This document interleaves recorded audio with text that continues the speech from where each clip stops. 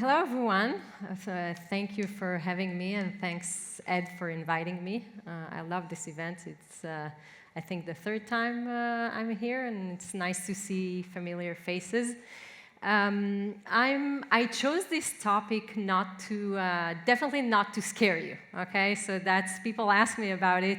I chose it because I realized when I speak with sellers, that's pretty much what they want to hear about. Like, tell me about the terrible stories, those that, were really, really horrible and nobody could handle.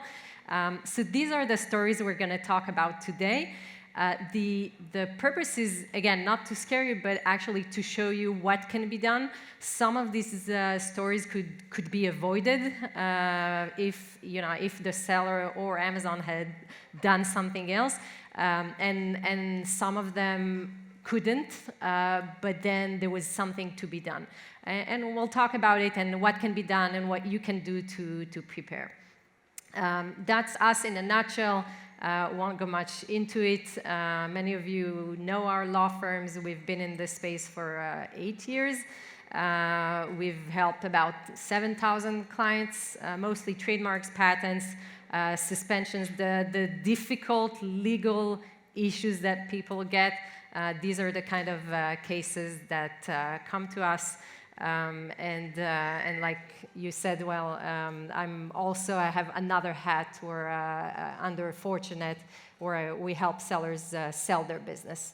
So let's dive into the first one. Can Amazon sell knockoffs? So how many of you, raise your hand if you had a hijacker on your listing one day? Raise your hand. How many of you? How many of you had Amazon as a hijacker on the listing? One. Okay, two. You're gonna have to tell your story. So we'll start with this first story. It's not the most horrible one, but really unpleasant one. So that was a client that was selling for several years. He suddenly saw that he had a hijacker on the listing. It was on, I remember it was November 4, the holiday season, of course. These problems always come at the bad time. So it's a nightmare. A lot of it is because of the timing. So when he saw the hijacker, he looked around and tried to find out who that is, and then he realized this is Amazon.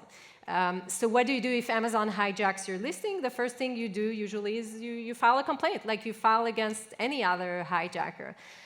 The problem was that it didn't help. In their case, they were actually not selling counterfeit products or knockoffs. They were selling another products. He was selling whiskey glasses, and they were selling shot glasses. So people actually starting to give bad reviews for receiving another product. So he complained and complained. They went out of stock, so he thought, great, that's the end of the story. Here, I'm going to go back. But then nobody was on the buy box. He just lost the buy box. Nobody was selling. So he was basically prevented from selling his own product. At some point, they started changing the title. So they were selling shot glasses, so they had to adapt the listing. It's obviously a one-piece seller. I mean, it's Amazon, but behind it, probably a vendor. So they changed the title. It really became a nightmare, and again, another bad review, another bad review. He confronted Amazon. They changed the title back, but refused to delete the bad reviews, and the sales, of course, started going down. So he appealed and appealed and appealed and escalated, went to the Bezos department. Most of you probably know about it.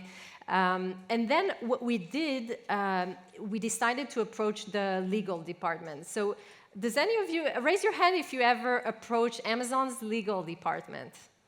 The same one with the Amazon, okay. So 3-4 of you. Actually, most sellers don't know about this department at all. They know about the seller performance. They know about the escalations. Most of them don't know, and it's a kind of a secret department for lawyers. But you can also approach them. They're very difficult to get to. You can't just send an email. If you send an email, they kind of ignore you. But if you do it properly, then you get a good response. And actually, the success rate on that department is extremely high if you're right. Okay? If you're right, it's extremely high. So they investigated the matter. They removed Amazon from the listing. They actually removed the bad reviews. We didn't know if that would happen. It did happen. And he went back to selling. Did Amazon apologize? No. So yeah, you're right. They did not apologize. So that was the first case to get you kind of into the mood of the bad stories. Not a nice story. He lost a lot of money until he got that buy box back November for a difficult period. So staying within the hijacking area, I'll talk about a story that was very difficult. It's actually a client of mine that was here with me, I think twice. She's a seller from, I think, about 2012. So many years, very, she has a lot of experience on Amazon. So she was protecting her listing from a hijacker. They come, they go. She filed a complaint and removed the hijacker from the listing. What did the hijacker do? So 4 options. Hijacks additional listings, buys the inventory and returns many of them so that she starts having problem, filed a trademark complaint against her, or leaves terrible reviews. What do you think? What did he do? No, so he didn't do all 4 of them. You have to pick one. What did he do?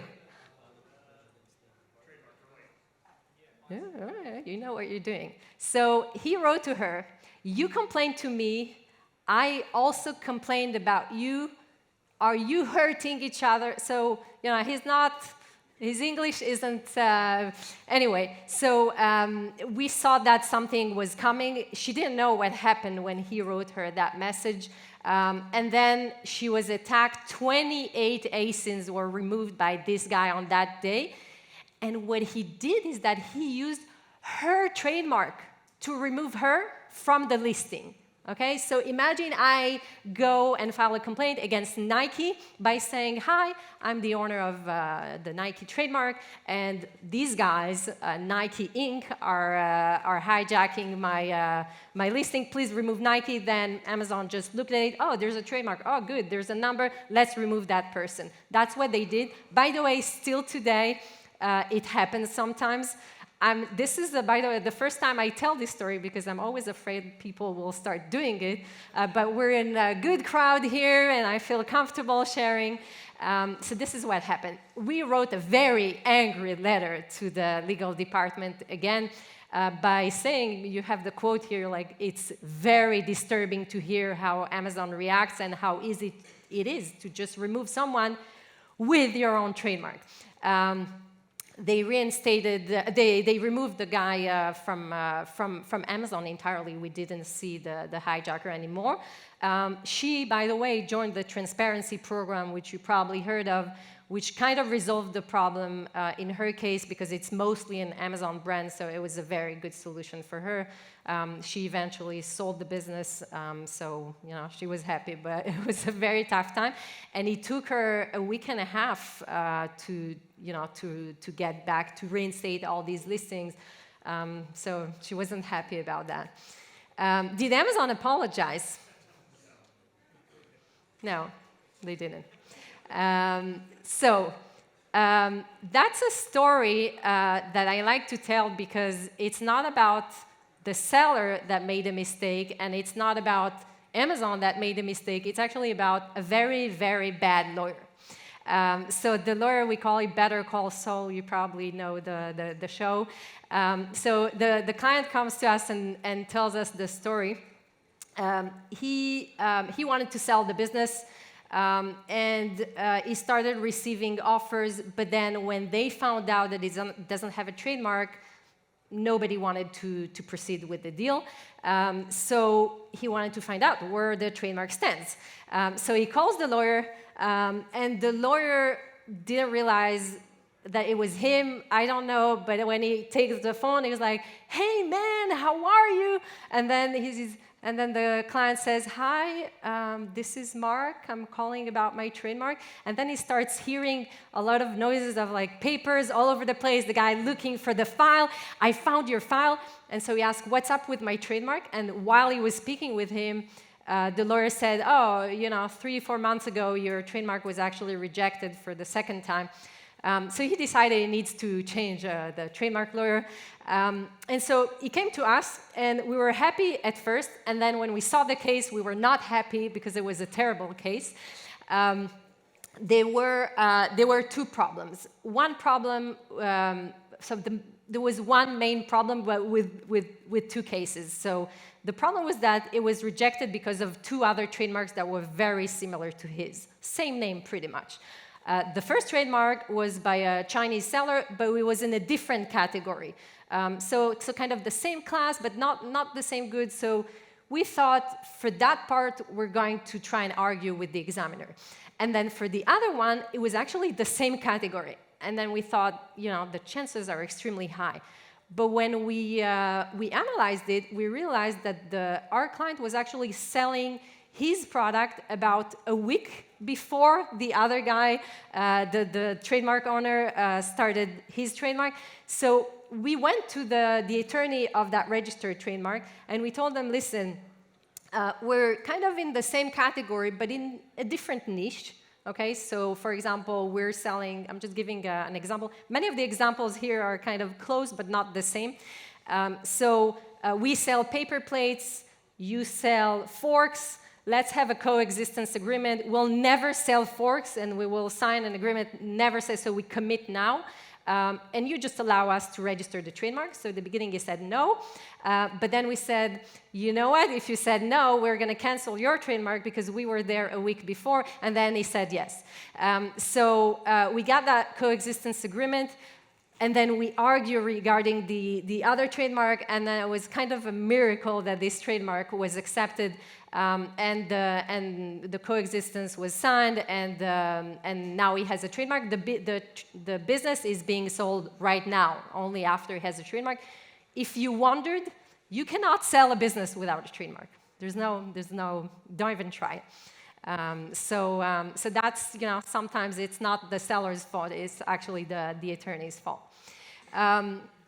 So another story, I like this one because it was very stressful for everyone, including us, but we felt that the client was with us in this fight, and that's a fight that doesn't happen every day. So the client receives, it was just now, by the way, 2 weeks ago, the client receives a claim for design patent infringement. So do you know what a design patent is? It kind of protects the shape of the product.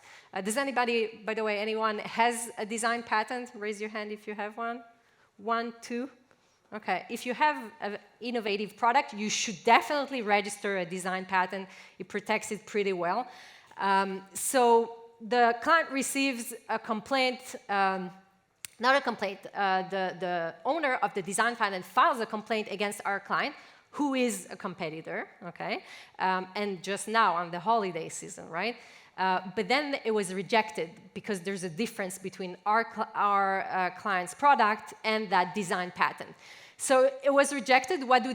Usually they kind of give up. In this case, they filed a lawsuit against our client for design patent infringement. We looked at it and we said, listen, there's no infringement. There's just no infringement. It's very far from the design patent. There's no infringement. Let us call the lawyer. It's going to be fast, no worries. We call the lawyer, we tell him, listen, there's no infringement. And he was saying, yes, but my client wants $20K, and we want you to stop selling the product, and then we'll retract the lawsuit. But we said, but there's no infringement. And he said, yes, and we felt he was very hesitant, and it was kind of a young lawyer. So we came back to our client, and we said, there's two options. One, we negotiate, okay? He wants $20K, you don't want to have any issues, we can negotiate, probably we can close for, I don't know, 10K. But don't do it, because you're not infringing, okay? In this case, trust us, you're not infringing, let's resolve it otherwise. And we used an option that isn't used very often, and that's the Rule 11 motion. So you can file to the court, you can file a motion saying there's no evidence to support this lawsuit, and this lawsuit is only here to harass the defendant. And if you win, it's amazing, because one, there are sanctions against the person who filed it, and two, there are also sanctions against the attorney. Okay? The problem is that the attorney hates you from that, from that moment. They'll probably never negotiate with you, and if you lose, the court hates you. Okay? So it's really, all in. But in this particular case, we looked at the case, we looked at the files, and we saw they never filed any complaints, and this particular attorney actually never filed any lawsuit in his life. Let's do it. So we did it, and that was between Christmas and New Year. And we send a letter, an email to the counterparty. We are about to file the motion. We're going to send it right after New Year, so you have a week to dismiss the lawsuit. Maybe 24 hours later, we receive a dismissal of that lawsuit. The client, by the way, we really had to convince the client to do it. It's a couple. One of them said, "Let's forget about it. It's a good product, but not our best product. Why would we take the chance? We would have to litigate." The other one said, "I have a good feeling about it. Let's do it." So we were all in. I call it all in, because they were like, "Let's do it." And then that ended well. It could have not ended well.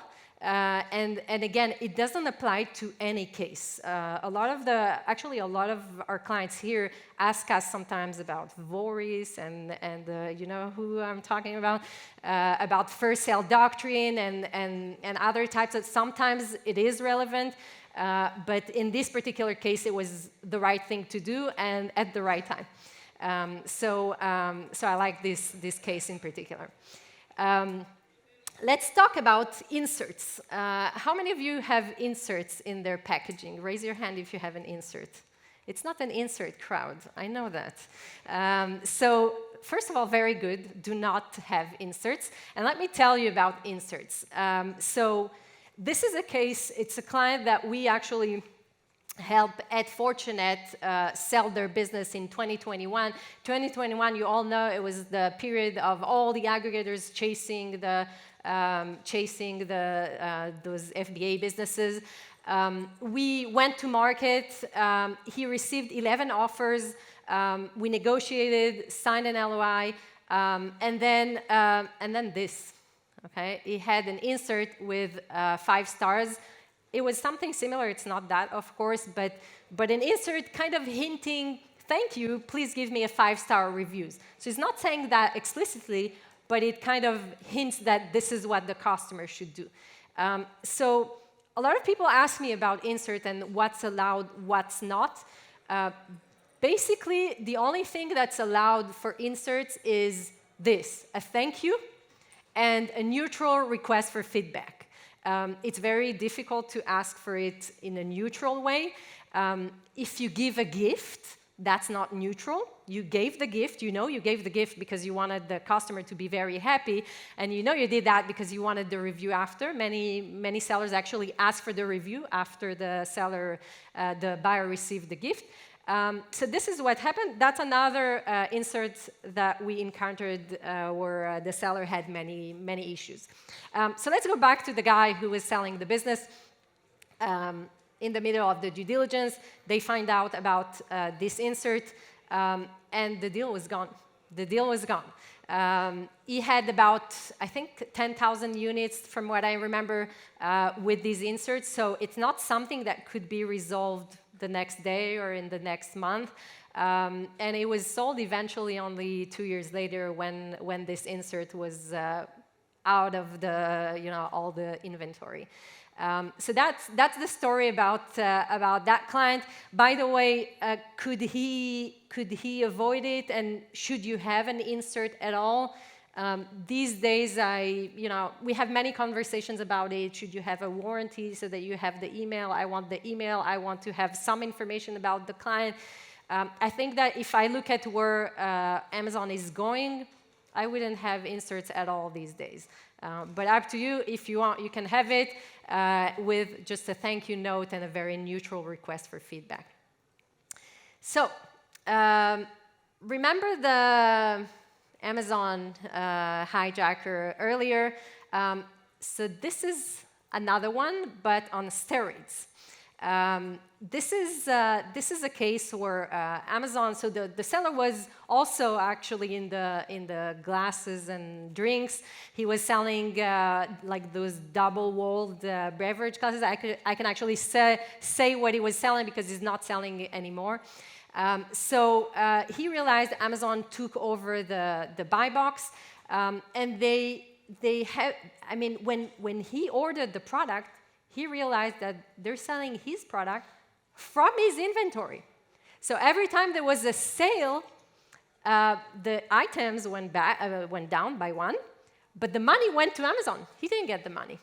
So they were actually stealing inventory. There's no other way to say it. They were stealing inventory from the FBA and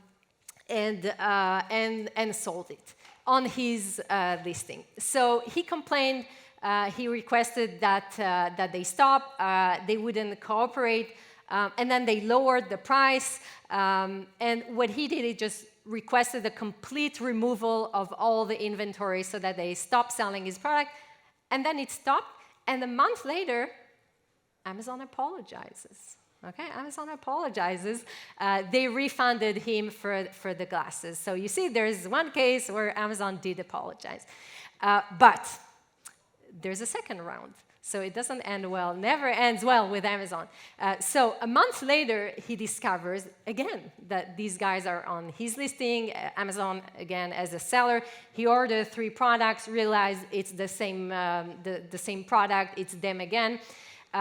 He even paid for Amazon's exclusive. Do you know that it was about a year and a half ago? I don't know if it still exists, that program. The Amazon exclusive program, where you pay Amazon 5% of your revenue and you get nothing, or you get at least you get nothing when it comes to protection. So they didn't help. Amazon took over the listing. They started changing the text to Italian, although it was on Amazon.com. So really, somebody, either a vendor messing with him or Amazon, not clear what happened there. Anyway, they stopped selling at some point. The listing was like, everything was, he lost the momentum, lost the ranking. Did Amazon apologize the second time? No, they didn't. So that's him. In his case, unfortunately, there's no good end to every story. They refunded him. They assured that we'll never sell again, and They didn't apologize, but they did say they will never do it again. He lost faith. I mean, he couldn't trust Amazon anymore. He's selling very well outside of Amazon, but he's not on Amazon anymore. Every time I meet him, I tell him, so you're back, let's fight them again, but he's had enough. So the result doesn't matter sometimes, when you lose trust, you lose trust. So that's him. And then almost the last case, let me tell you about a safety case. This is a client that we're in touch with him for probably since 2016, a young guy. He had very innovative products that he designed himself, and I think every probably week he was receiving offers to sell on some of the retail chains. It was in the sports category. So really doing well, growing well, and for several years he was growing and already planning what he's doing next.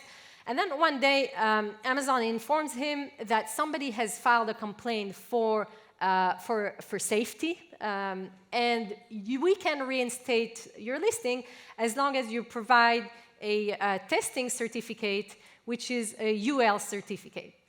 and the seller thinks, wait, but I'm not, the standard doesn't apply to my product at all.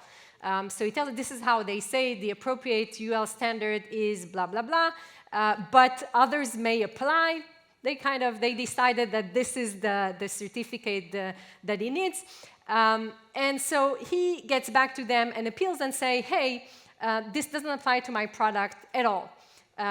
What does Amazon do? Nothing. They keep asking him again and again, you need the UL, you need the UL standard, you need the UL standard, again and again. And he went to Bezos, and he went to Meta, and he went to whoever you know on Amazon. He went to events to meet these guys, and nothing happened. Again and again, they kept saying. And so what we did eventually is that we brought an expert, probably one of the most well-known ones, and we wrote a legal letter again, and together with that opinion, we showed them that this is not relevant. And not only that, Amazon itself is selling the exact same product without the certificate, because nobody can get that certificate if you sell that particular product. It just does not apply, and it's not possible to obtain it even if you'd like to have it. So Amazon, after several months, did reinstate. The problem is that it took him about 3 months. He tried himself. The business almost died. And then it took him, I believe, about a year to get back to the same sales that he had before that problem. He's actually considering taking it to the next level, and you know, if you wanna be paid for the damages, you have no other choices but to file either an arbitration or a lawsuit. So that's in his case. The business is doing well now. Probably will be sold, but it was harsh. It's a tough story. It's like these stories where you just wake up and one day you don't have a business. This product was the entire business in different variations of it, but that was the product and that was the business. So that's when sellers ask, should I get into Amazon? I tell them, usually everything is fine. There are some exceptions, but this is extremely rare, okay? But that's what everybody is scared about. Did Amazon apologize? Yes, no? No. They did. So they did. They wrote to him, we err. We sometimes, what was the wording? We reinstated. We sometimes err on the side of caution. We feel that this was an apology. We are sorry for any inconvenience. So it was happy about it.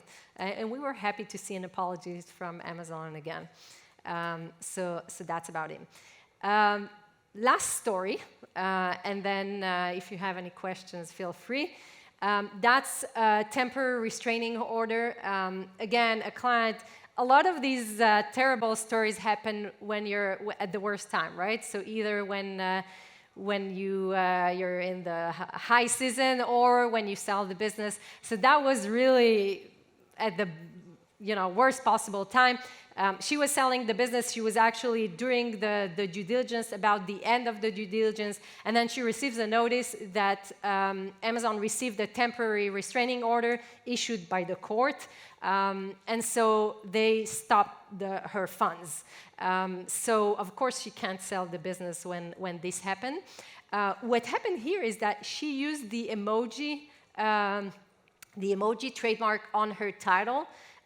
You all know that you may not know, actually most of you probably don't know, that the emojis are protected by copyrights, the emojis themselves, and the word emoji is actually registered as a trademark. So in her case, the whole thing was a problem. The good thing is that this particular product, out of the entire exit, it was maybe 4% of her sales, so it wasn't that bad, but it was, she couldn't proceed with the closing without taking care of that. So she comes to us and she was like, close it, okay? But the attorney asked for $100K, okay? So she says, close it. I have millions waiting for me. Close it, close it. And then we tell her, yes, but give us a few days. Every day that we negotiate this, it's another 10K less that you pay. She's like, close it, close it. So anyway, we pushed. We spoke with the attorney. It's an attorney. We were lucky because it's an attorney that we already worked with.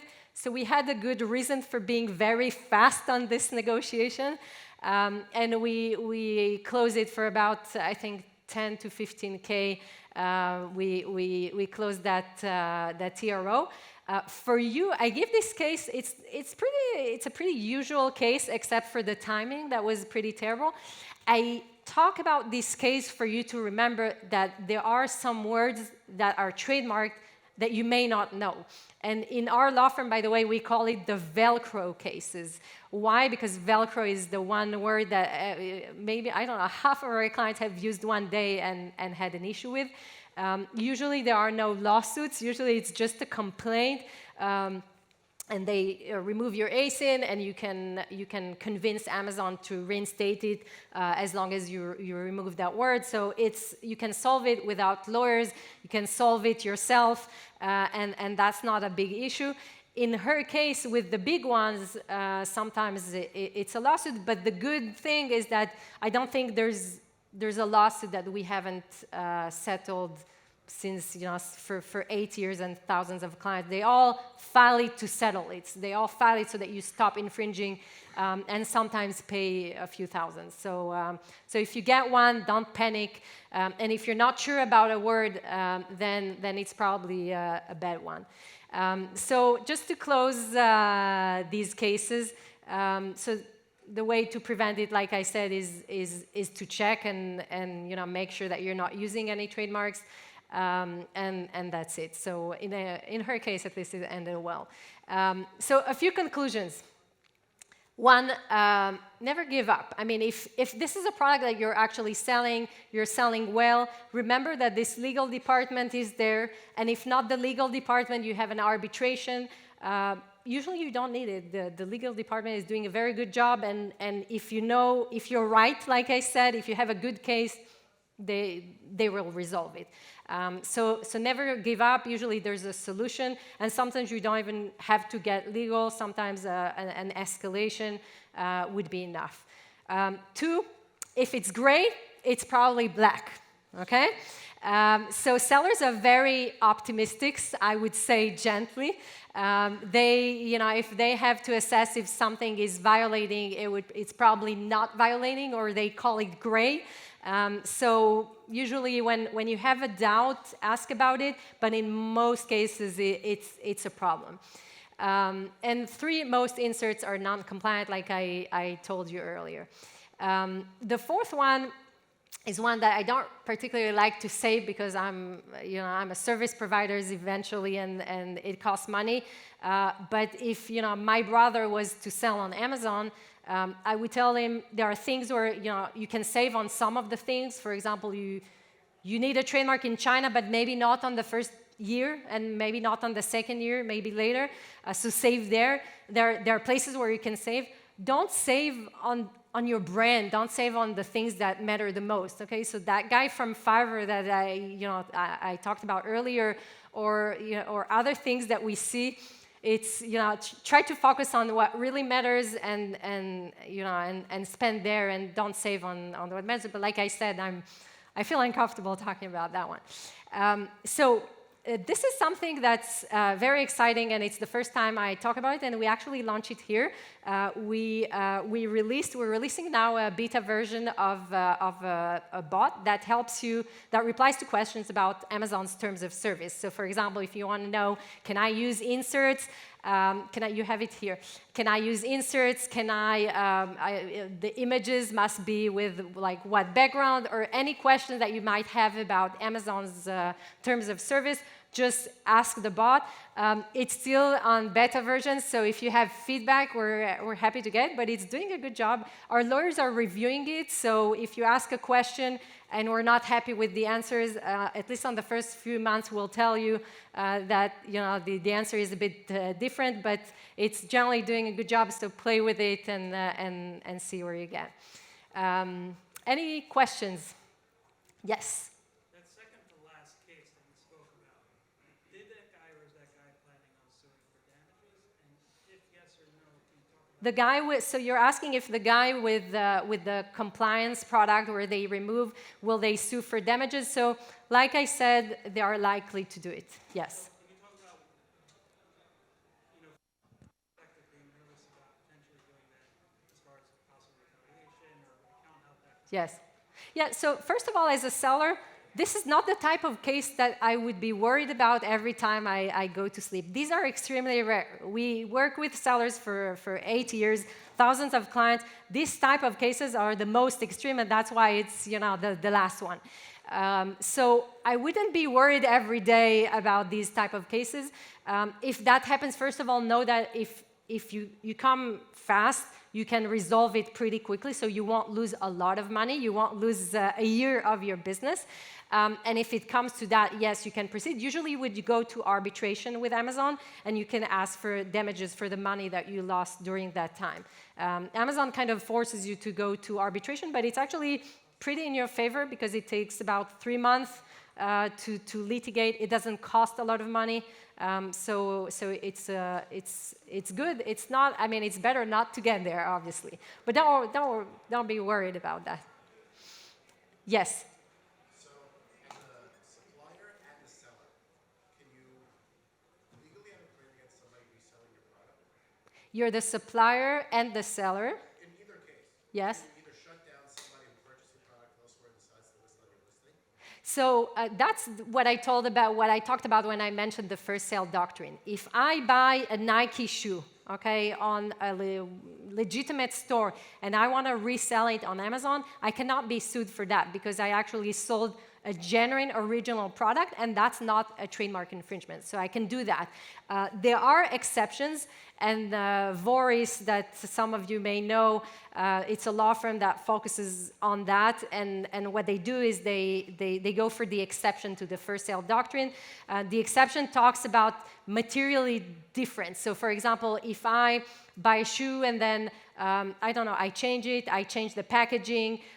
When I buy it from the original, I get some kind of warranty, whereas here with you, I do not get it. If there's a difference, then that might be an exception to the first sale doctrine. But the rule in general is that you can resell any brand that you can, and that's not a problem, and that's not an infringement. And Amazon would not go to any contract of exclusivity. They do not enforce that. So now, let's say someone goes to your D2C site, buys your product for sale. They can resell it. Yeah, they do that. They do that. By the way, some of the hijackers that you would have, especially in Canada, many of our clients come and say, hey, I see someone selling my product in Canada for $10 more. First of all, it's your product, so it's not an infringement, so you cannot file a trademark complaint. But even if you did want, Amazon, by the way, like you saw, would remove it. If you file it, they remove everything. There's a trademark, there's a number, they remove. But you're not allowed to do it. It's illegal to do it. I always ask clients, why do you care? They bought the product from you at the full price. They resell it. If you want, you can sell on Canada, and you'll be on the buy box, and you'll sell it for less, so you get the buy box. But if it doesn't hurt you and you sell eventually, then that's not a problem. Yes?